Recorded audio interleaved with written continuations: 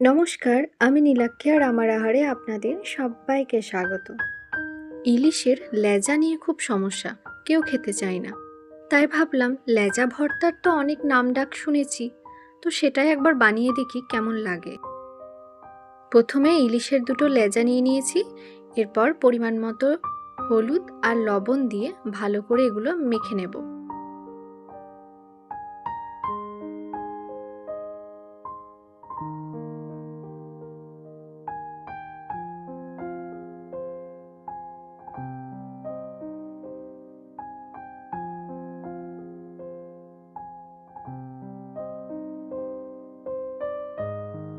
এবার gas on করে কড়াই বসিয়ে 2 টেবিল চামচের মতো সর্ষের তেল দিয়ে লেজাগুলো এপাশ ওপাশ করে ভালোভাবে ভেজে নেব।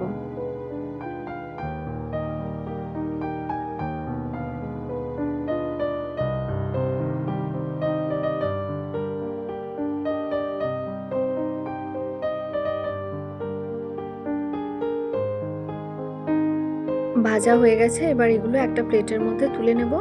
তারপর দুটো শুকনো লঙ্কা এর মধ্যে ভেজে নেব।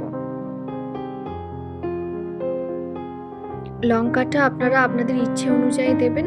আমি যেহেতু ঝালটা একটু কম খাই, তার জন্য এখানে দুটো মাত্রই লঙ্কা দিয়েছি।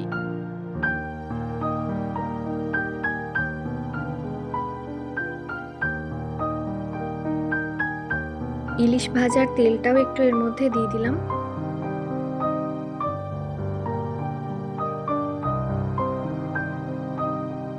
একটা স্লাইস করা পেঁয়াজ এখানে দিয়ে দিলাম, আর দিলাম সামান্য একটু লবণ।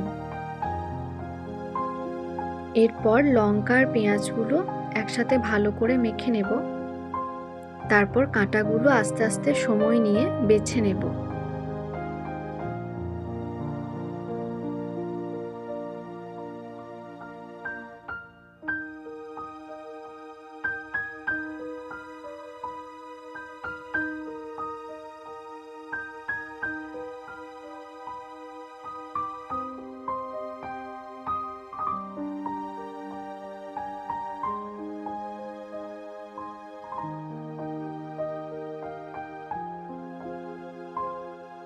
দেখুন বাছা হয়ে গেছে, এবার ভালো করে সব একসাথে মেখে নেব।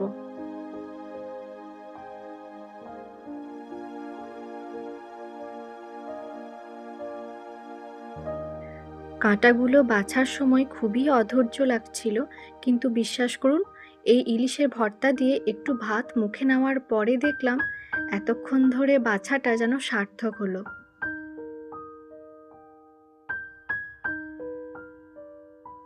রেসিপিটা যদি ভালো লাগে তাহলে অবশ্যই একটা লাইক করে দেবেন, আর এরকম নিত্য নতুন রেসিপি পেতে আমার চ্যানেলটা সাবস্ক্রাইব করতে ভুলবেন না।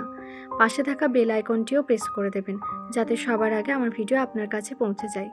ভালো থাকবেন, দেখা হবে আবার পরের একটা রেসিপি নিয়ে।